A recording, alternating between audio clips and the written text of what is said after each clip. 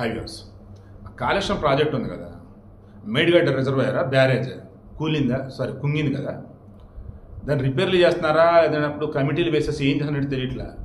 Almost దాన్ని వదిలేస్తారట, ఎవడు పట్టించుకోవట్లే అసలు. హ్యాపీగా అటు వెళ్ళిపోతున్నారు. ఎలా భారీ వాహనం అయిపోతే కూలిపోయింది, ఇంకా చిన్న చిన్న వాహనాలు వేసుకుని అటు వెళ్ళిపోతున్నారు. సెక్యూరిటీ ఉందా లేదో తెలియదు, అసలు గబకటి కూలితే పరిస్థితి ఏంటో తెలియదు. నీళ్ళైతే స్టాక్ పెడతారు, అదైతే నిజం. ఎందుకు పడిపోయింది అన్నట్టు. ఆఫ్కోర్స్ కాంగ్రెస్ వాళ్ళకి అదే కావాలి, ఎందుకంటే బీఆర్ఎస్ ఎంత దుర్మార్గంగా దారుణంగా చేశారు చూడండి అని చెప్పడానికి వాళ్ళకి కావాలి. బట్ నేనైతే సామాన్య ప్రజానికాన్ని అడుగుతూ ఉన్నా, అసలు ఆ మేడిగడ్డ రిజర్వాయర్ సంగతి ఏం చేశారు ఏంటని మీరు కాంగ్రెస్ ప్రభుత్వం అడుగుతున్నారా? అండ్ బీఆర్ఎస్ వాళ్ళు వచ్చేసి ఆ చిన్న రిపేర్లు అంటున్నారు కదా, వాళ్ళు మీరు కనీసం క్వశ్చన్ చేస్తున్నారా?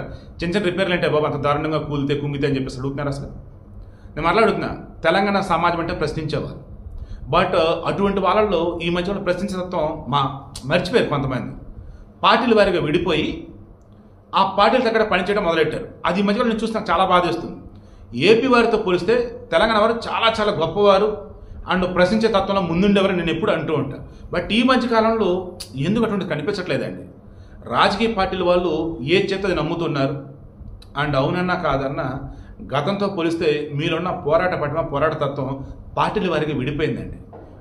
మరల తెలంగాణ అంటే మనదరా మనమంతా ఒకటరా అన్న ఫీలింగ్తో మీరు కనుక అడుగులు కనుక వేస్తే మరల తెలంగాణ బ్రహ్మాండంగా డెవలప్ అయ్యేది. అండ్ అంతిమంగా రాజకీయ నాయకులు ప్రాంతీయ విభేదాలు రచ్చగొట్టే విధంగా ఎవడో చేయడు.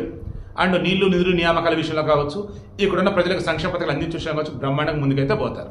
బట్ ఈ మేడిగడ్డ రిజర్వాయర్ విషయంలో కుంగిన తర్వాత అప్పుడు ఏం జరిగింది ఇప్పుడు ఏం జరిగింది అన్నప్పుడు దెర్ ఇస్ నో అప్డేట్, కళ్ళ ముందు కనిపిస్తుంది ఉండటం తప్ప.